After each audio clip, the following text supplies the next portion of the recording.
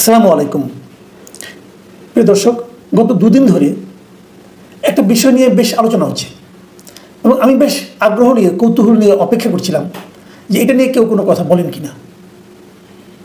বিষয়টা হলো বঙ্গবন্ধু শেখ মুজিবুর রহমানের যে অসমাপ্ত আত্মজীবনী, সেই আত্মজীবনীটা নাকি ওনার লেখা নয়।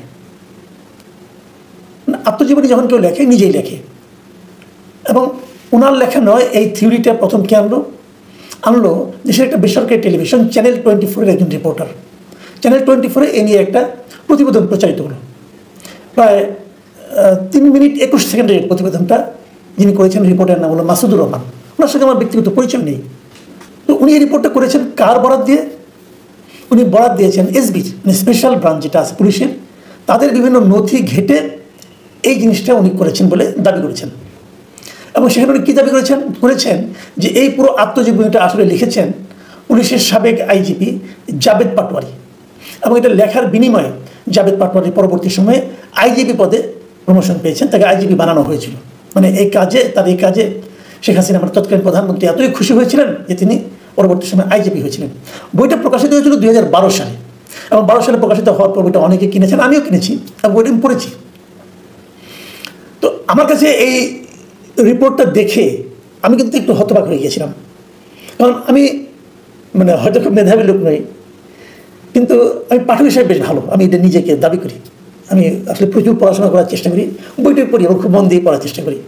এই বইটা আমি খুব সিরিয়াসলি পড়েছি এবং আমার বিভিন্ন অনেকের আছে না, কেউ উপন্যাস পড়ে, কেউ প্রবন্ধ পড়ে, কেউ নাটক, অনেক কিছু পড়ে। আমার সবচেয়ে প্রিয় সাবজেক্ট হলো জীবনী এবং আত্মজীবনী। আমি এটা খুব মন দিয়ে পড়ি এবং পেলেই পড়ি, পড়ার চান্স পেলে আমি এটা ছাড়ি না। কারণ আমি মনে করি আত্মজীবনী অথবা জীবনীতে হয় কি, ওই সময়টা উঠে আসে, ওই সময়ের পারিপার্শ্বিকতা জানা যায়, ওই সময়ে যে সমস্ত লোক সমাজে ছিল তাদের সম্পর্কে জানা যায়। কাজেই এটা হলো সবচেয়ে কঠিন একটা শাখা আমার কাছে। এখানে কোনো কল্পনার কোনো জায়গা নেই। কারণ আপনি একটা জিনিস, আপনি একটা উপন্যাস লিখলেন, উপন্যাস আপনি যাতে বলেন কোনো সমস্যা নেই, কেউ কিন্তু প্রতিবাদ করতে আসবে না যে এই ঘটনাটা ঠিক না, কারণ পুরো ঘটনাটাই থেকে আকাল্পনিক। কিন্তু আত্মজীবনী এবং জীবনীতে কী হয়, অনেকগুলি ঘটনা থাকে, সেই ঘটনাগুলি আবার ইতিহাসের অংশও থাকে। কাজে আপনি যাতা বলে কিন্তু পার পাবেন না, এটা খুব একটা জটিল কাজ। একমাত্র যিনি এটা লেখেন, মানে যদি কেউ নিজের জীবনী লেখে, তখন ওনার জন্য সবচেয়ে সহজ কাজ, কারণ উনি যা দেখছে তাই তো লিখছে। তো আমি এটা পড়েছি ভাই, এবং আমার এটা পড়ে কখনোই মনে হয় নাই যে এটা অন্য কেউ লিখে দিয়েছে, আমার কাছে মনে হয় না। তবে জীবনী এবং আত্মজীবনী এটা কিন্তু অন্যের লিখে দেওয়ার নিয়ম আছে, মানে সারা দুনিয়াতেই আছে। এই যে ক্লিন্টনের জীবনী বলেন, ডেভিড বেকহ্যামের জীবনী বলেন, দেখবেন ওখানে লেখা থাকে কো রাইটার বলতে একটা শব্দই আছে। এটা কিন্তু ঘোষ রাইটারের কথা বলছি না, আমি কো রাইটারের কথা বলছি। এরকম কো রাইটারের নিয়ম আছে, উনি বলে যান, আরেকজন লেখেন। নেলসন ম্যান্ডেলার জীবনী কিন্তু অন্য একজন লোক লিখেছেন। তো এরকম ব্যবস্থা আছে, কিন্তু এই বইটাতে সেরকম কোনো কথা নাই। এই বইটা নেওয়া হয়েছে উনি যখন 1966 সালে জেলখানায় গিয়েছিলেন। জেলখানায় যাওয়ার পর 66 থেকে 69 পর্যন্ত, মানে 3 বছর মতো উনি জেলে ছিলেন। এই সময়ে উনি এটা লেখেন এবং 67 সাল থেকে লেখা শুরু করেন। এবং এই সময় লেখা শুরু করলে উনি কিন্তু এটাকে শেষ করেননি, মানে ওনার পুরো জীবনের কিন্তু এখানে নাই। এখানে আছে এখন 1955 সাল পর্যন্ত। উনি 55 সাল পর্যন্ত বিভিন্ন খাতায় লিখেছিলেন। এরকম 4টা খাতা থেকে এই বইটা লেখা হয়েছে বলে এই বইয়ের ভূমিকায় ওনার কন্যা শেখ হাসিনা, আমরা তৎকালীন প্রধানমন্ত্রী, উনি দাবি করেছেন যে ওনার কাছে এই 4টা খাতা আসছে এবং এটা দেখেই উনি লিখেছেন। এবং এটা দেখেই বইটা করা হয়েছে। এবং বইটা করার সময় কোন মানে বিশিষ্ট ব্যক্তির সাহায্য নিয়েছেন, সেই বিশিষ্ট ব্যক্তিগুলো কিন্তু সমাজে এখন আছে। অধ্যাপক সালাউদ্দিন সাহেব ছিলেন এখানে, আর অনেকে ছিলেন, অনেকেই আছেন এখনো, এবং এগুলি ওনারা সবাই বেশ পরিচিত ব্যক্তি। তো ওনারা বইটা লিখেছেন। এই রিপোর্টার দাবি করছেন যে এসবিতে অনেক নথি ছিল এবং সেই নথি, কিন্তু এগুলো তো, এই লেখাগুলো তো এসবির নথির উপর ডিপেন্ডেন্ট না। তো আমি জিনিসটা বুঝতেই পারলাম না, রিপোর্টারের যিনি নিউজ এডিটর আছেন অথবা এডিটর আছেন, তারা এই রিপোর্টটা ছাড়লেন কীভাবে। আমি রিপোর্টের কতগুলি জিনিস বলি আপনাদেরকে। প্রথমে প্রশ্ন করা উচিত ছিল, এবং উনি এটা বলেছেন রিপোর্টার যে এই বইটা লিখেছেন, তার সঙ্গে 123 জনের একটা বিশাল দল ছিল এবং জাবেদ পাটোয়ারি লিখেছেন, এবং এই লেখার বিনিময়ে এই 123 জনের প্রত্যেককে মিরপুরে, ধানমন্ডিতে, এই সমস্ত এলাকায় একটা করে ফ্ল্যাট দেওয়া হয়েছে এবং নগদ 1 কোটি করে টাকা দেওয়া হয়েছে। বুঝেন? আচ্ছা, পুরো বইটার ভলিউম হলো 288 পৃষ্ঠা। যদি 123 জনে লিখে থাকে, তাহলে প্রতিজনের মধ্যে 102 পৃষ্ঠা করে পড়ে। আর এত লোক মিলে একটা বই লেখা যায়, যে পৃথিবীর কোথায় সম্ভব? তো ওই বইতে এক এক লাইন এক এক রকম হবে। যাও, ওনারা হয়তো গবেষণা করেছেন, কিন্তু এই বইটা আসলে গবেষণালব্ধ কোনো বই নয়। এটা একটা আত্মজীবনী, ধারাবাহিক জীবনীর কথা বলা হয়েছে। তো এটার সঙ্গে মিলানি কীভাবে? ভুলটা কোথায় হয়েছে সেটা আমি আপনাদের পরে বলছি। আমি আসলে বুঝতে পারি না যে এই টেলিভিশনে বার্তা সম্পাদক বলতে কোনো লোক আছেন কিনা, তারা কি এই রিপোর্টটা নিয়ে একটু চেক করবেন না? এটা কীভাবে সম্ভব? কারণ জিনিসটা হলো কি, রিপোর্টার বলছে এখানে অবশ্যই আরেকটা কোনো পক্ষের বক্তব্য নেওয়া উচিত ছিল, উনি কারো বক্তব্য নেন নাই, কিন্তু উনি যে দুজন লোকের বক্তব্য নিয়েছেন তারা তো সুইপিং কমেন্ট করেছেন। তারা একজন বলেছেন যদি হয়ে থাকে তাহলে দেখা উচিত, আরেকজন বলেছেন যে হ্যাঁ এরকম যদি হয় তাহলে এত টাকা যদি দিয়ে থাকে সরকার, এটা দুর্নীতি হয়েছে, এটা তো হতেই পারে, কিন্তু ঘটনাটা ঘটেছে কিনা এই সংক্রান্ত লোক অনেকের বক্তব্য নেওয়া উচিত ছিল। উনি বলেছেন জাভেদ পাটোয়ারির ফোনে উনি পান নাই, ওনাকে পান নাই, উনি দেশে থাকেনি না, পাবেন কোথেকে? যে এখানে যে 123 জনের নাম বলা হলো, যে নামগুলি উনি একটু প্রথম পৃষ্ঠাটা দেখিয়েছেন, কিন্তু সেই নামগুলিতে কার কার নাম আছে? জাভেদ পাটোয়ারির নাম আছে, মাহবুব হোসেন, আজিজুর রহমান চৌধুরী, জুয়েল হোসেন, সৈয়দ শফিকুল ইসলাম, মশিউর রহমান, জুবাইর আহমেদ খান, ইদ্রিস মাহমুদ, জসিমউদ্দিন, আরও অনেক এরকম। প্রথম পৃষ্ঠায় 22 জনের নাম আছে, উনি সেটা দেখিয়েছেন। এই 22 জনের যে কোনো একজনের বক্তব্য নিতেন, তারা বলতো যে হ্যাঁ আমি করেছি কি করিনি, আমরা এর সঙ্গে ছিলাম কি ছিলাম না, কারো বক্তব্য নেওয়া হয়নি। তো বইটার সঙ্গে মিলবো কিভাবে? অথবা যারা নাকি ওই বই যারা সম্পাদনার সঙ্গে জড়িত ছিলেন, যে সমস্ত নাম ভূমিকায় আছে, তাদের কারোর জন্য বক্তব্য নিতেন, তাদেরকে জিজ্ঞাসা করতেন বইটা আসলে আপনারা লিখেছেন অন্যরা লিখেছে, আপনারা এটাকে এডিট করেছেন অন্যরা এডিট করেছে। কারণ মূল বইয়ে কিন্তু বঙ্গবন্ধুর হাতের লেখার কিছু পৃষ্ঠাও আছে, বেশ 10-12টা পৃষ্ঠা ফটোকপি এখানে আছে কিন্তু, এবং তার সঙ্গে আপনি মিলিয়ে পড়তে পারবেন। তাহলে ওই লেখাগুলি কোথেকে আসলো যদি জাভেদ পাটোয়ারি লিখে থাকে? এগুলো আসলে একদম মানে হাস্যকর অবস্থা হয়ে গেছে। আসলে রিপোর্টার ঝামেলাটা করেছেন কোথায় সেটা আমি আপনাদেরকে একটু বলার চেষ্টা করি। আসলে এসবির থেকে সাপোর্ট নিয়ে, এসবির গোপন নথি নিয়ে বঙ্গবন্ধু সংক্রান্ত একটা বই কিন্তু বাজারে এসেছিল। আমাদের এই রিপোর্টার ব্যাপারটা বোধহয় জানেন না, অথবা জেনে থাকলেও চেপে গেছেন, আমি জানি না কি হয়েছে। সেই বইটার নাম কি? সেই বইটার নাম হলো secret documents of intelligence branch on father of nation Bangabandhu Sheikh Mujibur Rahman.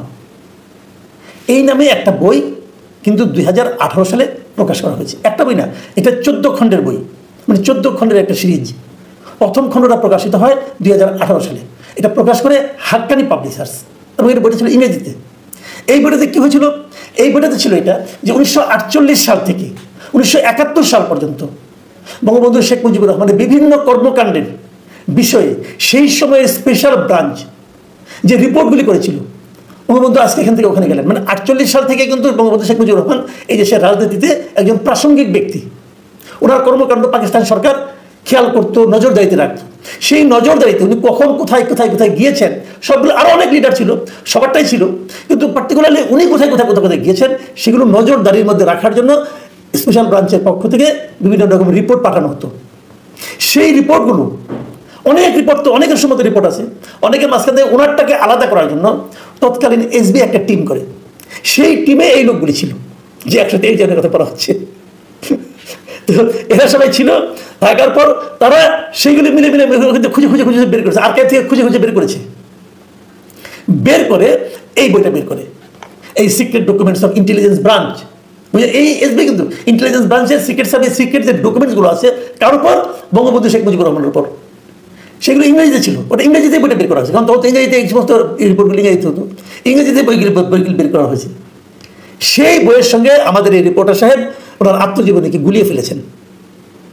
কেউ চেক করলে হতো, কিন্তু জিজ্ঞাসা করলেই হতো যে তুমি একটা আলাপ করো এই লোকদের সঙ্গে। এই 123 জনের মধ্যে যে কোনো একজনকে ফোন করলে কিন্তু তারা বলে দিতেন এটা আত্মজীবনীর জন্য তারা কাজ করে নাই, তারা কাজ করেছেন ওই বইটার জন্য, যে বইটার লেখক শেখ মুজিবুর রহমান নন, যে বইটা ওটা ডকুমেন্টসগুলো।